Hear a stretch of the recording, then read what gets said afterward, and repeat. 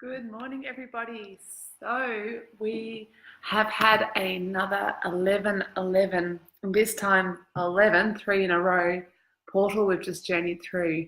So I'm sure wherever you are across the world and whatever you're doing, you might have tuned in or seen, there's a lot happening and a lot of energy coming through at the moment. And yeah, I definitely felt it. And as you may have seen, I just launched my website last night. So I'm super excited to share that all with you. And yeah, just so it's such an incredible feeling when you're really shifting gears and moving through these portals. So as I'm sure a lot of you already know a lot about the significance of 11, because I speak about it a lot. You know, originally my business name was 11 Crystalline 11. So really being in that crystalline gateway of shifting and moving. So with the work that I do and a lot of the work within the Tree of Life, there's often seen 10 spheres of life or 10 passages and pathways that we move through on our journey in life. And the 11th is something that really sits off the tree. It sits in a space, like a hyperdimensional space, where we're not really in this world or the next. And it's quite often a space that we have to completely surrender to the unknown. So I think all of us have been journeying through this on some level, personally, collectively, and on a planetary level as well. And the fact that, 2018 as well adds up to 11, that's like triple charge. So, really bringing in this shift of dimensional consciousness that is happening all across the planet. So that's super exciting. And great to see you, Julie, on there, and Mum. So I'm looking forward to seeing what cards are coming through for this week. Today's stone or crystal that is emanating on the planet today is sunstone. So this is really quite a beautiful way to come right through the gateway into this beautiful solar radiance that sits right at the heart and at the center of our beings and at the center of the Tree of Life. So sunstone is about shining light into all areas that there may be potential darkness or potentially fears. So any areas in your life that you might feel need some light shining into, today is the day that's really going to help you step into that frequency of illuminating everything. So I hope you're feeling that. Having to turn my phone off at the moment because I've had so many beautiful friends and family connect in and give me response on my website. It was a massive journey. I pretty much punched it out in a day. And it really, birthing anything into this world, any kind of creative process is just like birthing a baby, really. So yeah, excuse me if I'm a bit croaky. It's been a big 24 hours of all the labour pains that comes with birth, but I'm here and I'm feeling like I'm simmering in that beautiful afterglow of delivering something. Oh, so good to see you too, Ree. Yay, great to have you guys on board. So I'm just going to get into pulling the 3 cards of the day and really seeing what's coming through. Actually, do you know what? I feel like doing something a little bit different today.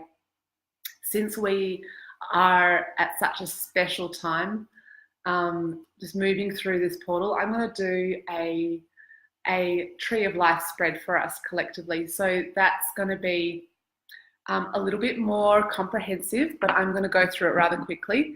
And if we have time, I can pull cards for everyone at the end. Okay, so just asking you all to set your intentions and alignment through the airwaves now as I'm shuffling all your magic into these cards. Okay.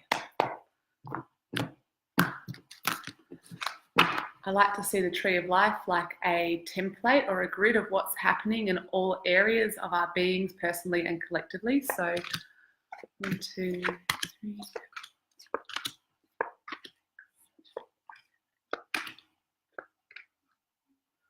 I'm going to have to make a little bit more space here. Okay. This is so much fun. So if you have ever want to have a reading with me as well, this is the kind of spread I love to do to get your personal insight into what's happening into all areas of your life. Okay, so I'm going to send a picture of this after I make the recording, just so you can get a visual as well. And I'll run through what each of the stages on the tree also look like. Okay. This is beautiful. So first of all, I want to speak about the central cards. So if you imagine a beautiful tree, we've got the trunk in the center, kind of like our bodies, and the roots that go down into the ground, and then the branches that reach up. So right in the center is kind of like our heart or our solar plexus, or the center of self. And this represents the soul, or like the soul essence. And the soul is really the intermediary between spirit, which sits up here in the higher realms, and then earth, so which is below our feet, and connecting into how we manifest ourself into the world. So right now, I'm going to look at the central column, which is the conversation between spirit, soul, the center, and earth. So right in the center, we have chrysocolla. So chrysocolla is the stone of the goddess. This is the stone of the feminine. And so many times you would have heard in a lot of publications of people out there who are tuned into the energetics of what's happening on the planet. I just realized I'm wearing some chrysocolla today, actually. Just felt like putting that on last minute. But there's been a big shift from being in a very kind of mental and masculine framework into being more of a feminine and emotional framework.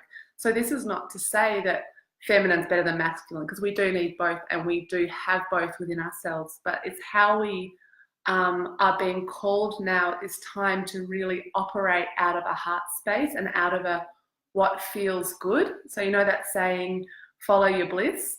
So this is really at the heart of where we're at right now. The feminine principle within all of us knows what feels good.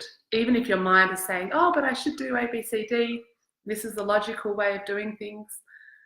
This is just a time to be in that space of complete receptivity and allow the feeling to emerge so we can really step forward.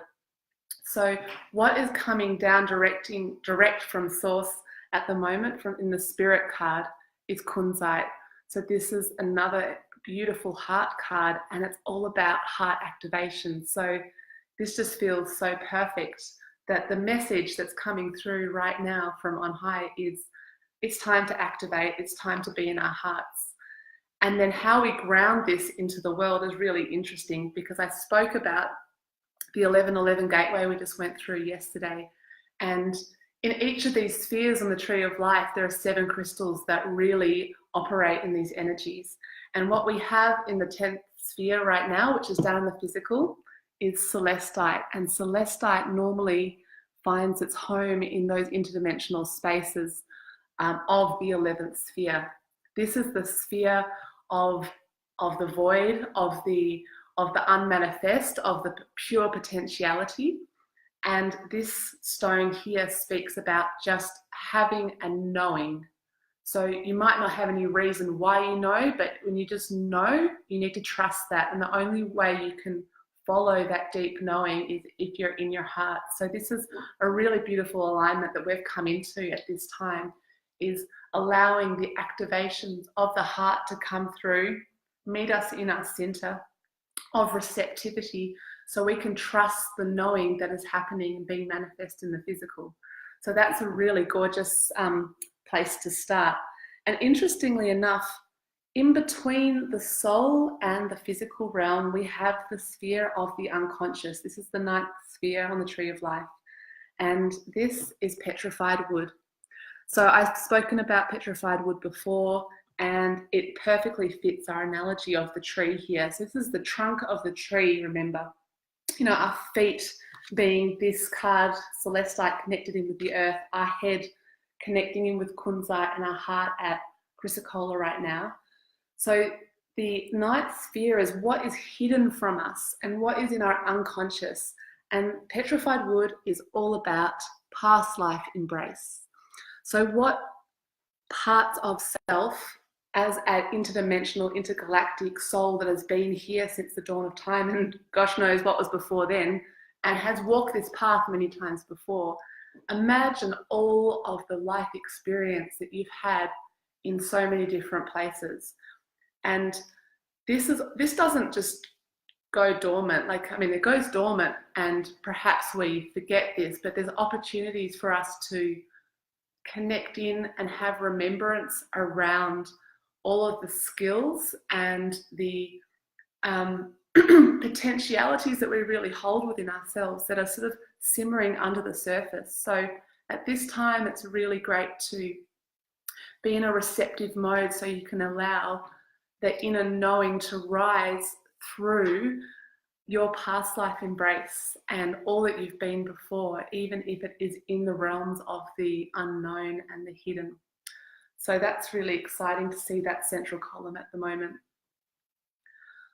Okay, so at the top of the Tree of Life, we have another trinity. So the card number 1 was Kunzite, and then either side we have masculine and feminine. So looking at what's going on within the masculine feminine right now, this is so beautiful. This feels really perfect right now.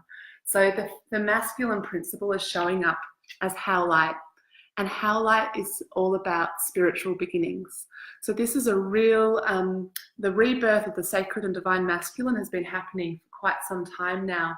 And I think moving through this portal, it's really, so that just feels so perfectly in alignment. I've shared with a couple of people while I was away at the Elements Festival on Stradbroke Island. Beautiful brother Hamilton did a Sacred Masculine workshop and invited women for the first time. So it was really beautiful as a woman to experience the work of the Sacred Masculine and really see all the archetypes of the wounded masculine as opposed to the healed masculine, and really going through that process, I really felt that activate within myself and really got a sense of what it was to live from that empowered and awakened masculine within myself. So on the feminine side, and this fits beautifully as well, we have the nurturing card of red jasper.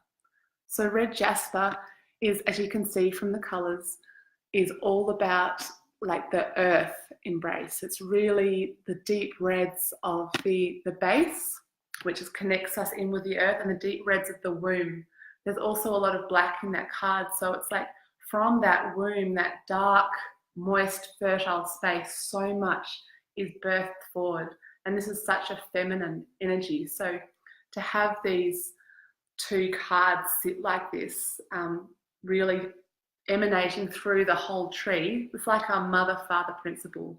We have the father aspect that is fresh and new and in a whole new way of being able to fully work from a activated space, and we have that nurturing, warm, fertile birthing principle of the mother right at the top and right in the center, the Kunzite.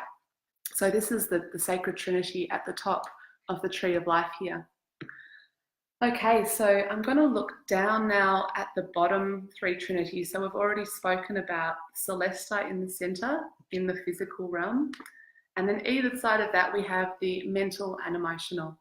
So in the emotional side, on the lower end of the tree, because we've got both the lower emotional and the higher emotional, and on the left-hand side, lower mental and higher mental. So I'm going to speak about the emotional first. And we have rhodonite here. So rhodonite is all about patience.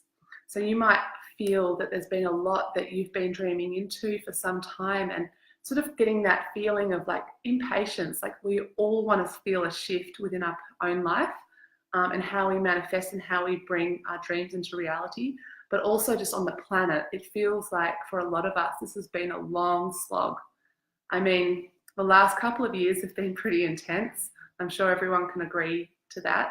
But the ground that we've covered, like when you look back, like if you look back on your life even till a year ago, you might feel like you've been taking small steps, but actually the ground that you've covered is a lot more than you realize. And we've really had to just be patient, because, you know, sometimes when you give that push, you think, oh, I'll have a outcome at the end of it. And it's really, you know, it's really exhausting emotionally when we're constantly in that pushing mode of trying to see outcomes. And the beautiful thing about rhodonite is it is about anchoring physical love and building the world that we want from a place of love. So the pink in there is the pink of the heart, but also the black is the really grounding and the physical plane of the manifestation of this love. So it's like, what are you creating with love, and how can you give yourself more patience to, you know, allow things to birth and to take place as they need to, because there's really not an end point here. There's always a deepening. There's always and other layers of opening into this new world we're creating, both personally and collectively. And the highest aspect of that, so the card that sits directly above it in Sphere 4, is lodestone. So lodestone is also called magnetite because it's magnetic, and it is what the center of the earth is made from. It's like molten magma kind of. It's like really dense. Like when it crystallizes and it becomes solid, it's incredibly dense and heavy, but it has this magnetic pull to draw you into the earth. So just how can we relate that to our emotional body? Like these two cards are pretty solid, you know, the rhodonite and the lodestone. They're not sort of lofty, floaty, watery cards that we would assume would be working through our emotional bodies, but quite often to bring balance and flow, we need the opposite end of the spectrum. And these ones are like, be strong, be grounded, be patient, be present. And this is what we're being called to do right now. Over on the flip side, it's really interesting. So we've got the mental side, which you would imagine would be more structured and solid, because the way the mind works is very structured. But we have very flowing and emotional cards on this side to balance that as well. So the lower mental, we have opal. And opal is all about emotional magnification. So opal's got a very high water content. I think it's up around 70% or similar to what we have in our bodies. And opal holds within it, depending on where it's from, so many different colors as well. So just like the emotional body does, there's so many different ways it can express itself, and it really needs to flow. So the fact that this is turning up in the lower mental side of the tree means this is the medicine to get us out of that rigid, stuck way of being where everything has to be fixed. Sometimes we need to allow our emotions to surface in order for flow to really happen, so we can restructure the way our mind works. So, you know, our mind can work for us rather than us being a slave to our mind. And then the higher aspect of that is aquamarine. So again, another beautiful flower. And this, of course, is about simplification. We spoke about this last week. So how can we allow our emotions to flow and be amplified? And then with that flow, just keeping it simple, because our minds are so brilliant, and we're so good at complicating things. And really, what's this whole mental emotional dance that's happening at the lower part of the tree of life is basically where we as humans, we get stuck in these spaces. We spend too much time being over mental or over emotional, and really we're wanting balance. So that first trinity if you want to go back and listen to this video after, the kunzite, the chrysocolla, and the celestite is where we're being called to. And these either side, the rhodonite, the opal, the lodestone, and aquamarine, is how we keep our balance mentally and emotionally. So I hope that all makes sense for you guys. And if you have any questions, please do be in touch.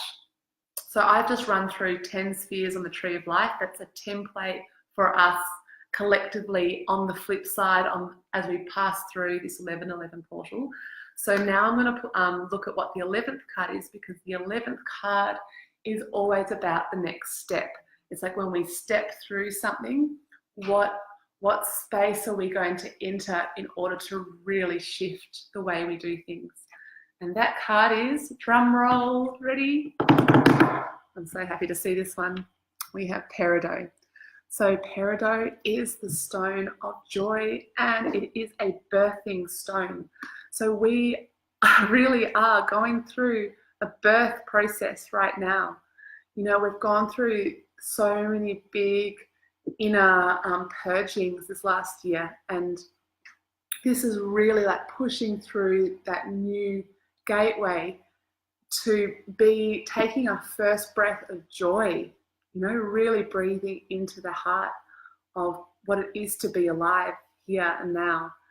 And gosh, there's a beautiful story about Peridot, and I won't speak for too long on it because I know this video is quite long, but Peridot, the crystal diva associated with this, is called Ariel, E-R-I-E-L. Now that sounds very much like our Little Mermaid friend, Ariel. So Peridot is said to be the beach in which the Little Mermaid, as the story goes, popped her head above water for the first time.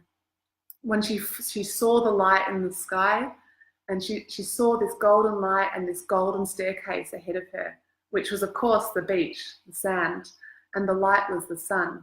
So quite often when we hear about stories of death, they say that when people are about to cross over to the other side, they see a light and they see the golden staircase, right? So this is really embedded in this mythological story of the Little Mermaid.